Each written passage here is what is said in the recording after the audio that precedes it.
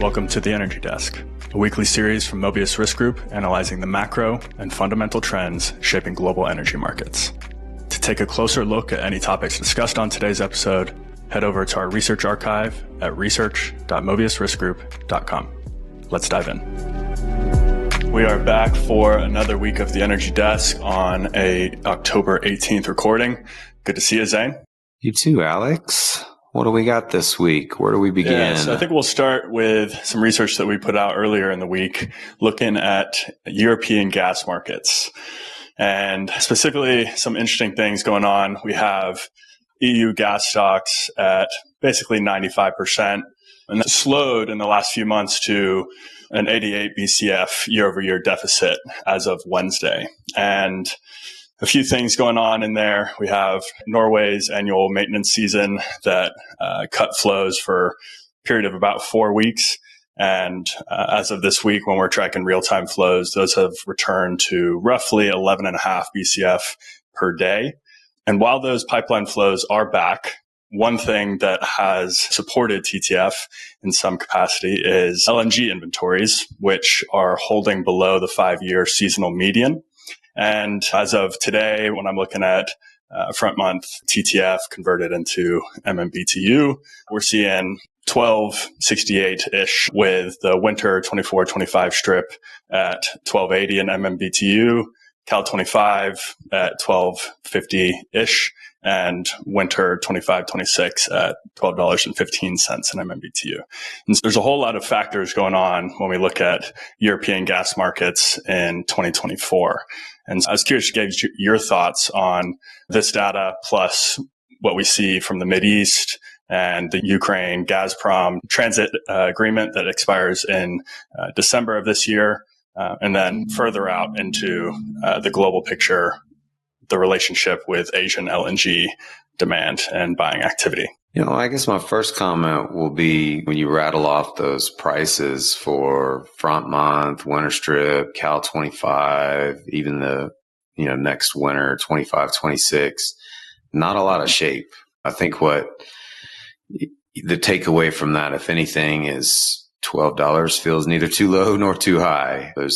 With so little shape in there, I would say that just like the North American market, which is clearly at a steep discount to Europe, as it always will be, but some might argue that it's excessively wide right now, meaning the spread, with both markets being very full, like you pointed out. So the lack of shape would argue that there's little winter concern. The European market and the Asian markets, as a correlation to what happens in North America this time of year, it is exclusively driven by Mother Nature. I was staring off into space this week and imagining if you're in the oil market and you picture people in flowing white robes, it's probably some Saudi oil minister. And if you're in the natural gas market and you picture a likeness in a flowing white robe, it's probably some weather god floating above you, and what that means for the months ahead. And right now, none of the North American consuming markets, Asia, Europe, or North America, have any signs of early winter weather, meaning early colder than normal temps. 15-day outlooks in all three are warmer than normal, and that can turn on a dime. You can have the European and or the Asian market be a pull on North America like we saw in 22. And just for reference, the last time there was a colder than normal winter in either Asia or Europe, and it happened simultaneously. Both Europe and Asia were colder than normal in the winter 21-22 withdrawal seasons. And prior to that, you had to go back to 2017, 2018, and that was when we were just in the very beginnings of exporting LNG. First train at Sabine Pass came on in the spring, or I guess actually February of 2016. At present, no real clear signal. I think the point you made about the Gazprom, Ukraine transit contract, my view is that something will get done. Both sides of that gateway, if you will, need the path open.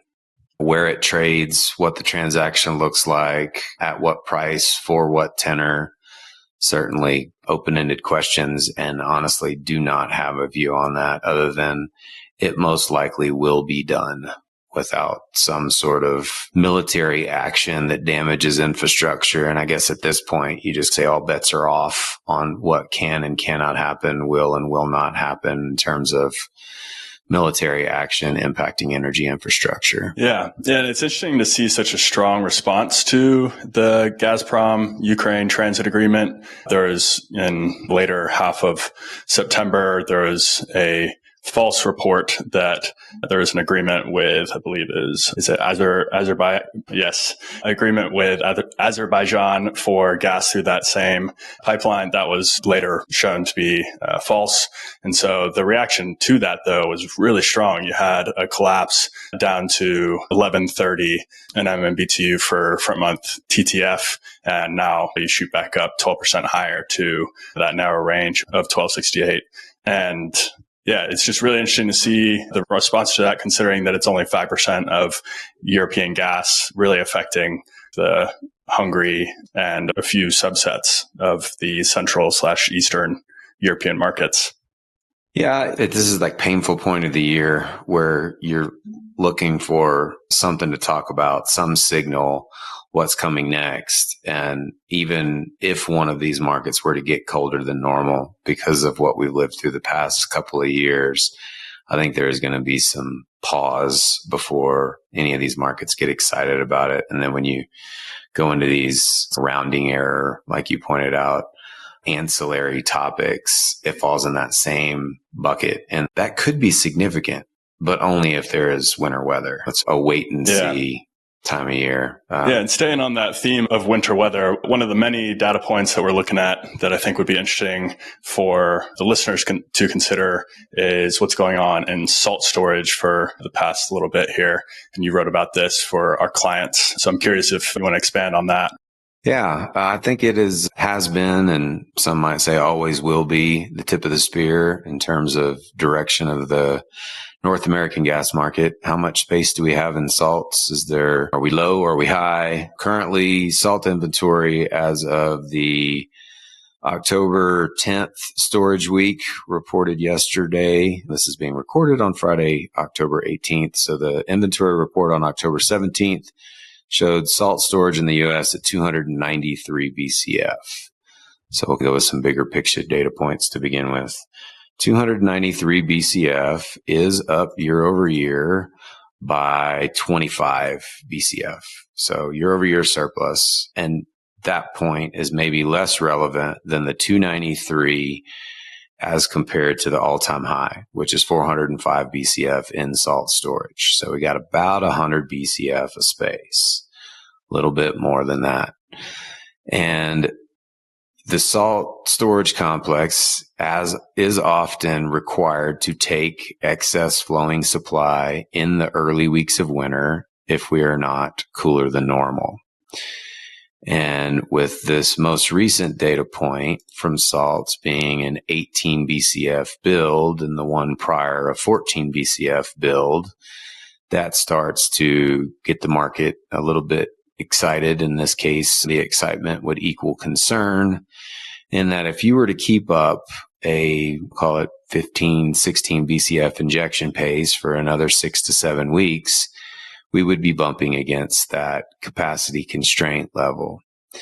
The mild weather in October is what is driving this. For context, the month of October, based on actuals plus forecasts as of today, will go down as the top 3 or the third warmest October since 1950.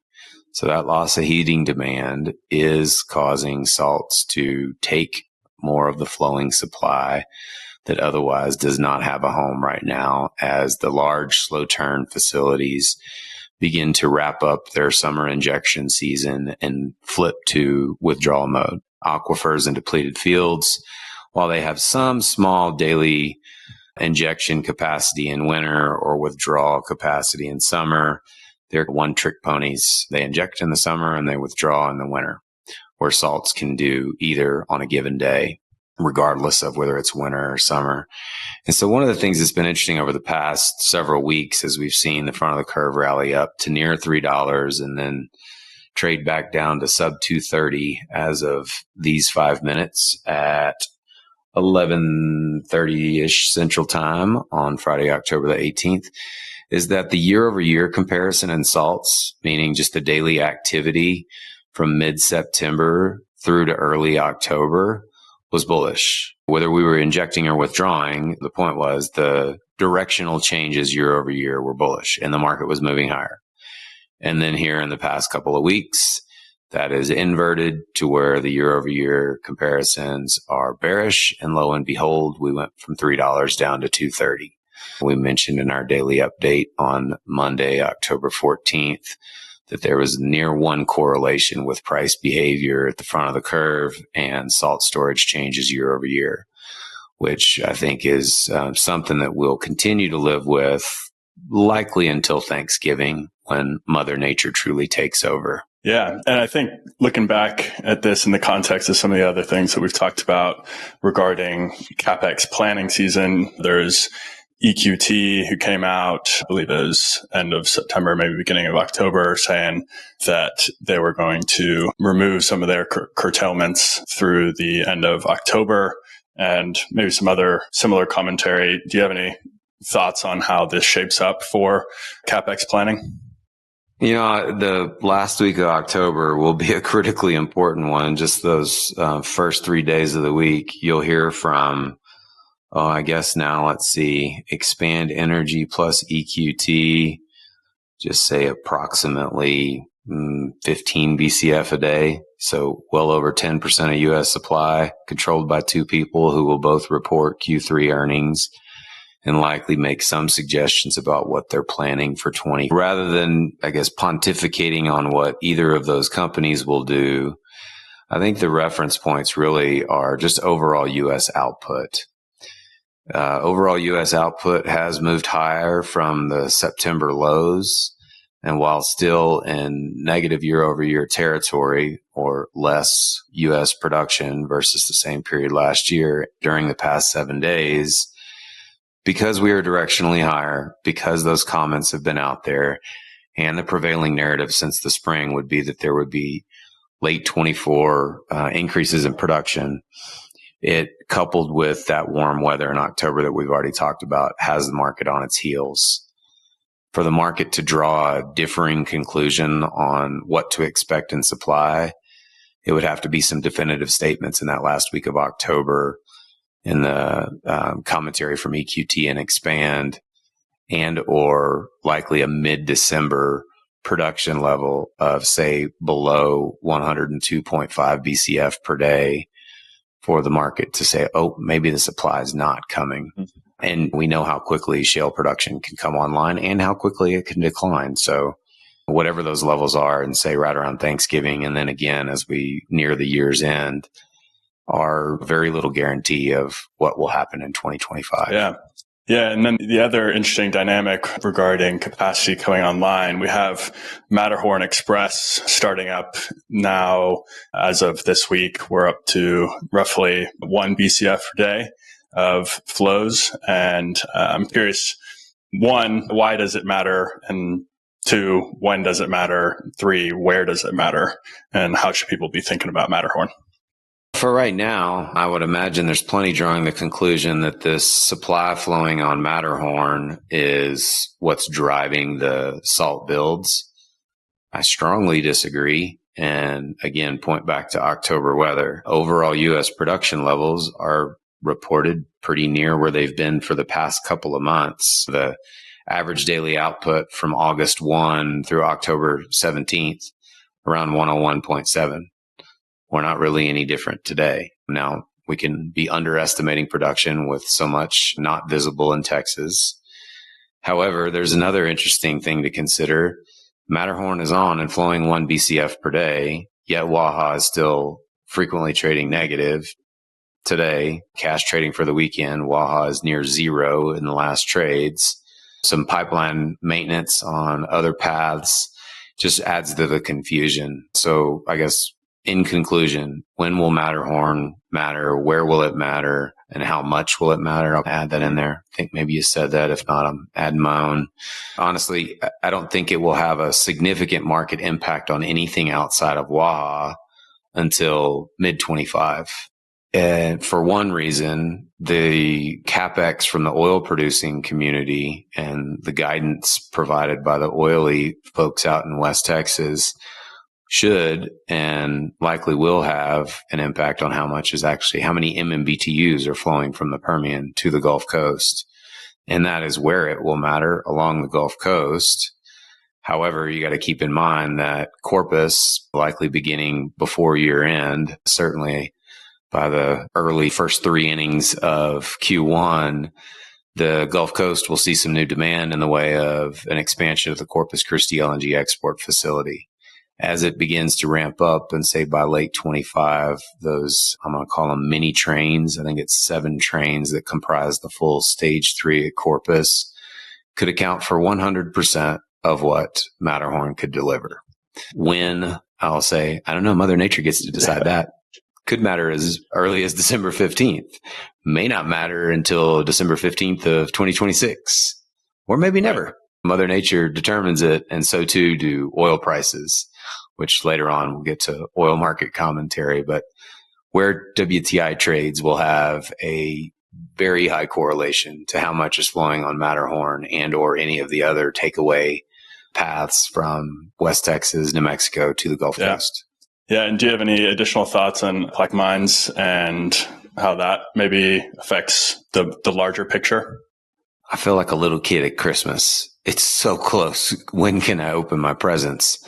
Both facilities have received varying degrees of permission in recent days. I don't have a strong opinion. Is it next week? Is it next month? Is it January? I'll be the first to admit that I thought both facilities would have been flowing more than 100 million a day by now. Maybe there's my reticence to suggest that this is when it's going to happen, and here's why. I thought that at this point, as we were squarely moving up within weeks to withdrawal season, that there would have been some meaningful flows. And as far as we know, Corpus is still a zero. Granted, it takes a fair amount of its inflow from intrastate pipes, and certainly the stage 3 expansion will be even more driven by intrastates.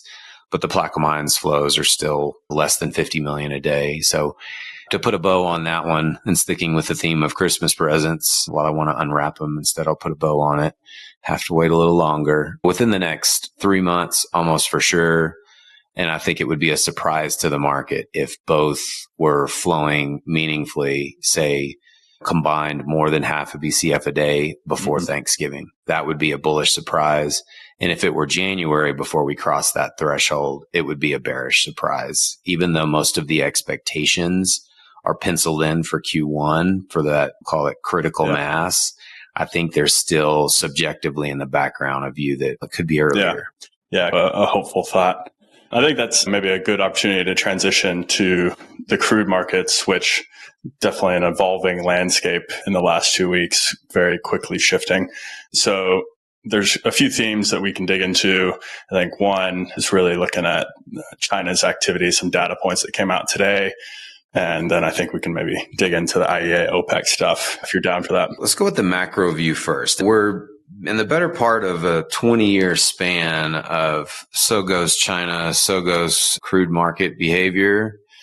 And I think in the past 2 years, it's the macro outlook in China that's really driven the bus. Sentiment-wise. A subjective statement on what happened in 2020. But yeah, so you maybe cover some of the data points on the macroeconomic front, if you don't mind. Yeah, so there's a few different angles that we can look at. Today's data, which is really the one people were waiting for, was China's Q3 GDP growth, which showed plus 4.6% year over year for the July to September quarter.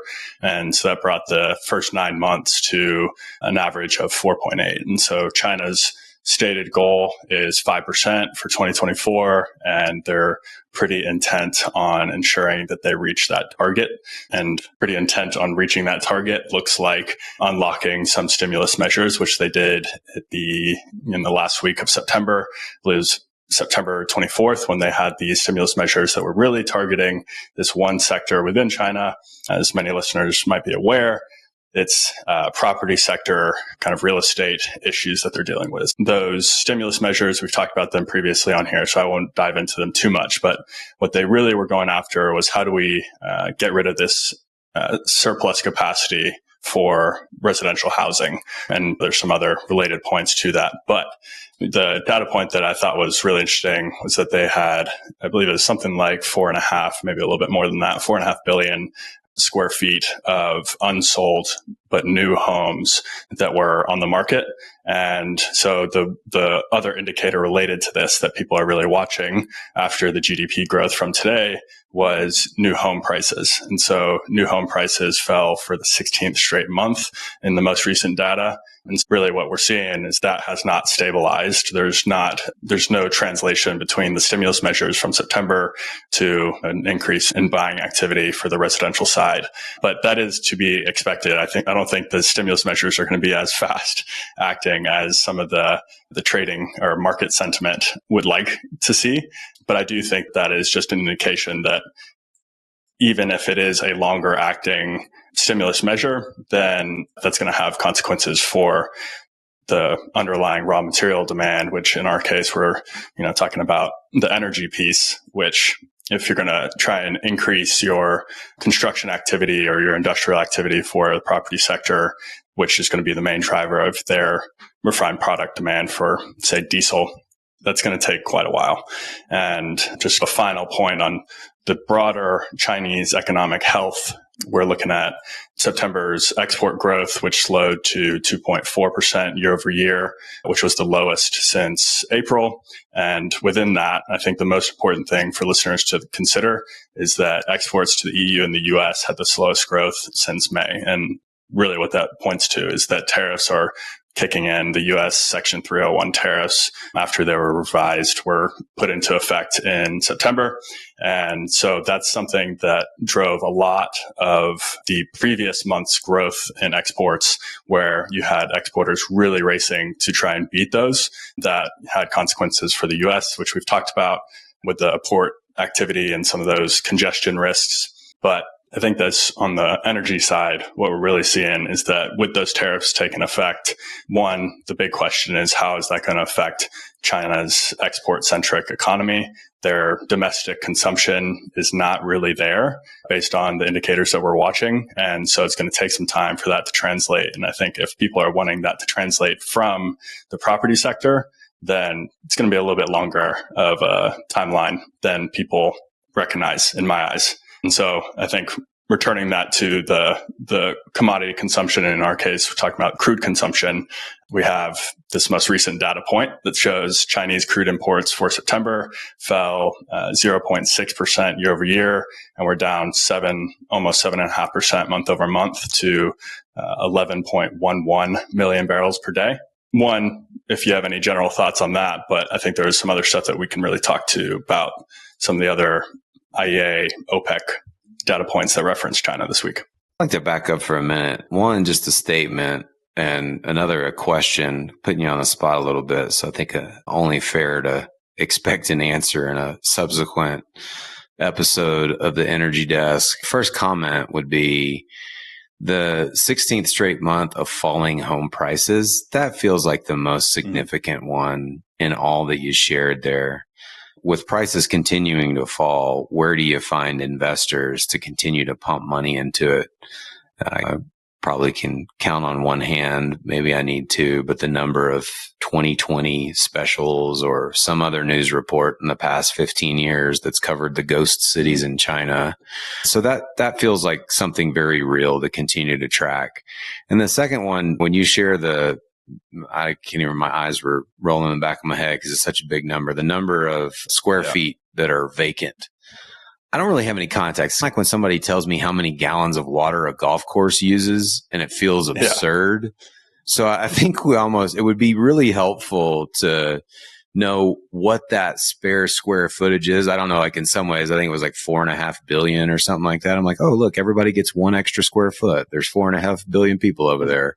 Maybe that number's not right either, but it's just something that provides some context for how much extra spare capacity is that? And like I said, if you have it, great. You will once again wow me with the depth of knowledge you have.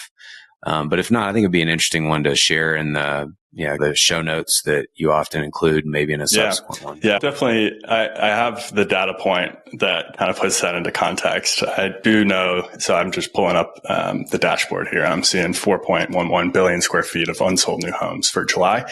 And just off the top of the head, the rough context that I had is that it's basically the equivalent size of small U.S. state of unsold homes. So I'll get the actual from there. And I think that'll be a nice reference point for people.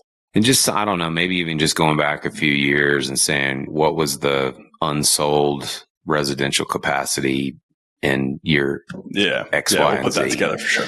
With Chinese crude imports and refinery runs down year over year now for several months in a row, it certainly provides some cautionary headwinds for global crude markets that have consistently relied on strength in China. However, it makes one also reflect on 2020 when China became a very aggressive crude importer and moved into the world stage as a big energy player, as it also began exporting products in significant quantities. So it leaves me to contemplate whether China is just playing the energy arb game and looking at all things OPEC, US shale and saying, we've sat at this price level for quite some time. Maybe I'll just dial back my imports, dial back my refinery runs, and let these two superpowers duke it out, while third superpower over here waits around for the opportunity to buy some crude on the cheap and deliver some products back into a market, and or just stockpile my reserves in the event that we move into a wider spread World War III sort of environment, leaving that out of this week's discussions. But I'm not highly convinced that China is falling apart economically. And I think logically, you couldn't live forever on building more square footage of commercial and residential space, at least not at home. You could do it somewhere else in the world. India would say, sure, come build some more residential space and some commercial space down here. We still have people living under blue tarps. I think that it's a good segue to what you touched on there for a minute, Alex. OPEC and IEA forecasts. I'll kick it to you first with a recap and any thoughts that you have on the recent IEA forecast. And then I will fully expect you to pass the old soccer ball back to me. And one final note on the China situation. One of the directional cues that I'm really watching is, as you just mentioned, property sector.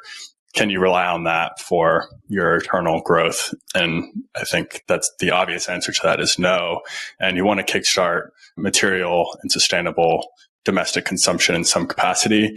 I think today's GDP data came alongside some other commentary where President Xi was really noting that he wants science and tech to be the leading source of China's modern age. So chip manufacturing and EVs and some of these more emerging technology, but higher level manufacturing that could, I think, capture market share from Europe or places in the US or South Korea, any number of places that are doing more advanced manufacturing. I think that's a priority for sure for the Chinese economy going forward. I think we're getting those indications. And so that's the final note there. But looking at the IEA revised its 2020 demand growth to 860,000 barrels per day. So that's a 40,000 barrel per day reduction from the previous monthly estimate.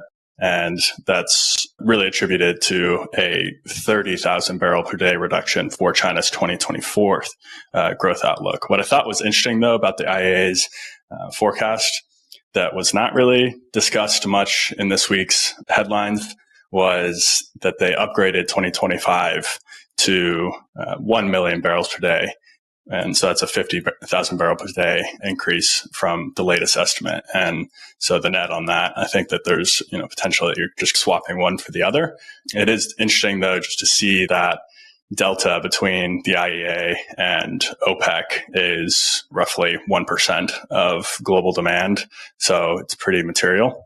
And I am more in the camp that while the IEA might be closer on track to 2024 growth numbers, I think the long-term outlook from the IEA is definitely more of a policy-driven perspective that I think discounts some of the emerging growth that we've discussed last week. For example, when we're talking about India, 1.45 billion people, only 7.5% of households have a vehicle.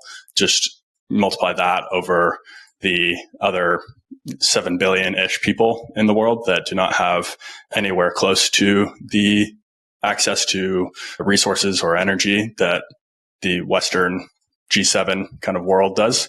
So I think that long term, I'm not really tracking on that. I think that it does create an interesting near-term conversation with what OPEC just did. Oh, thank you. Ball in my court. The most interesting thing to me from the OPEC numbers, actually, for a minute, with anybody comparing IEA to OPEC to DOE to Kepler to, I don't know, plenty of people are going to forecast what demand is going to be next year, was this year. The important point when you see discrepancies of as much as 1 million barrels a day must also be understood in terms of what I'll call the denominator, the supply side. If your supply side just has higher absolute numbers historically, then you can carry forward that growth. It's a supply minus demand. Are we undersupplied? Are we oversupplied? So just looking at one demand number versus another can often create a lot of confusion. I know I've tied myself in a knot a lot with that. So I don't know, maybe just advising anybody out there listening, trying to do their own number crunching on it. Make sure you're including the supply side from each forecasting entity. Okay, so on to OPEC. There has been a multi-month period of downward revisions to 2024 demand and some small ones for 25. For context, as we stood in October of last year, OPEC called for 2024 demand growth of around 2.4, I think 2.4 and change, 2.4 million barrels per day globally. That forecast is now down to 1.93. So a pretty meaningful haircut. However, the detail, and often also left out of the kind of headline discussion, sticking with Alex's theme, what's missing from the headlines, is where in 2024 those downward revisions showed up in their forecasts. So OPEC puts out a quarterly forecast versus the DOE, which will issue a monthly forecast. In Q1 of 2024, the OPEC forecast in July was 105.3 million barrels per day. So this is in July. Q1 already happened. And they say Q1 demand was 105.3 million barrels per day. Fast forward to October, 4 months later, the latest issuance of the monthly oil market report, and Q1 2024 demand was 104.4 million barrels per day. That's a really I'm sorry, these are 2025 numbers. I said 2024 in there. They're lowering the Q1 of 2025 substantially while leaving the back half of the year static. That same trend has happened for 2024. In 2024, we've been revising down some of the early quarters in the year while leaving Q4 static. So leaving Q4 relatively stable and making these haircuts to historical periods is like a kind of interesting triangle, if you will. I lower the past, I lower the very near-term future while leaving right now Q4 the same and pinning my hopes on things get better after Q1 of 25. In conclusion, sorry, I created some confusion there. 24 versus 25. We'll unpack this in show notes if needed. Is how much do I trust the Q4 forecast? Is that just ultimately going to be revised down to make a smoother transition from Q3 24 to Q4 24 into that now significantly lowered Q1 of 25 and effectively doing the exact same that you talked about with the IEA, Alex, kicking the can down the road. Lower history, raise and or just push out the promise of tomorrow into subsequent periods. So a solid 2 years of can kicking in terms of global demand forecasts, all while knowing that OPEC in some form or fashion will deliver more supply to global markets in the next several months. Yeah, and really the takeaway seemed like after both of those reports came out, one, the demand uncertainty has been a prevalent question for the market for several weeks now. I think it's maybe interesting just to think about how the emerging kind of OPEC picture for supply fits into that. You have Libya bringing 700,000 barrels per day back online. It looks like it's totally back online as of this week after their central bank crisis. And then you have December rapidly approaching. Question to put you on the spot a little bit is, what would be the next upside lever for markets to adopt if they were really looking for one? I think right now it's, wait each month for how much did OPEC production actually go up. So that's a slow boat. And then the other is every weekend, what did Iran and Israel do to one another? Those are really the upside catalysts for now. And the global inventory picture has not been bearish really in the past 4 weeks or so. I think it's interesting. Just look domestically. Over the last 4 weeks, you've had, let's see, I have a number here somewhere. The overall U.S. crude complex has drawn, so gasoline, distillate, and crude. The U.S. crude complex has drawn 16.1 million barrels. That is decidedly bullish versus history. 5-year and 10-year averages are closer to flat. Certainly not meaningful draws, even bullish versus last year, which was a considerable withdrawal over that same 4 weeks. European crude stocks had transitioned from meaningful year-over-year deficits at midsummer to a surplus, but that surplus is leveled off. So there's not any glaring bearish data points on the inventory front. So I guess in some ways that may be another one. Just you keep rolling forward in time each week. If the inventory front and U.S. crude stocks are essentially flat year over year, but last year U.S. crude stocks were low this time of year. You've got deficit in gasoline that's significant and increasing. So if we roll forward another 6 weeks and inventory levels have not flipped into a bearish trend, not necessarily even have to be positive year over year. If we just stayed in the slower builds, or certainly if we're in withdrawal mode, that could be a catalyst. And then, as always, and Alex covers each week on a Monday in his market research report, the spec positioning can be as simple as market got too short or market has too little open interest. Somebody finds the smallest little thing to grab onto and up we go. But for right now, again, Friday, October 18th, November WTI contract, which is rolling off the board here momentarily, is sub $70. Closing the week at sub 70 was a theme in September when the crude market was on its heels. We went to early October and the 1-year anniversary of the Hezbollah Israel conflict. Yeah, Hamas on Israel, The action. Sorry, Hamas. Yep. The action in Palestine originally gave us another run towards 80, and yet here we are back toiling below 70. So I think pretty important today. Where do we close? We've got an hour left of trading in the regular session. If we're sub 70, not a great sign. Yeah. Maybe some more downside from there. Yeah. And kind of a final note on one of the themes that you just mentioned on the spec side, I think it's an interesting recap from where we were last week.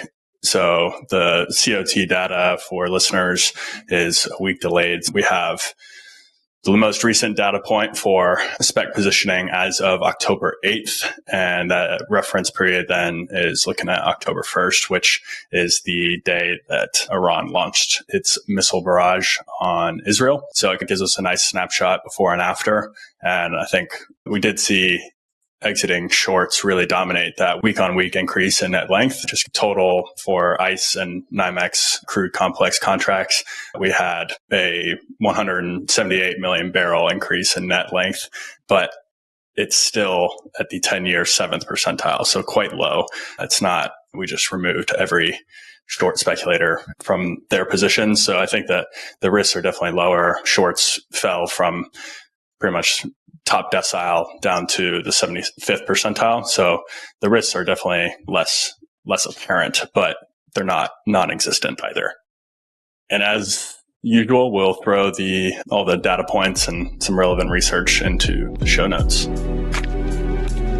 Thanks for joining us at the Energy Desk. Again, this is a limited series. So if you want to hear more episodes, you'll have to let us know by hitting follow wherever you get your podcasts or by sending me a message at amelvin@mobiusriskgroup.com. See you soon.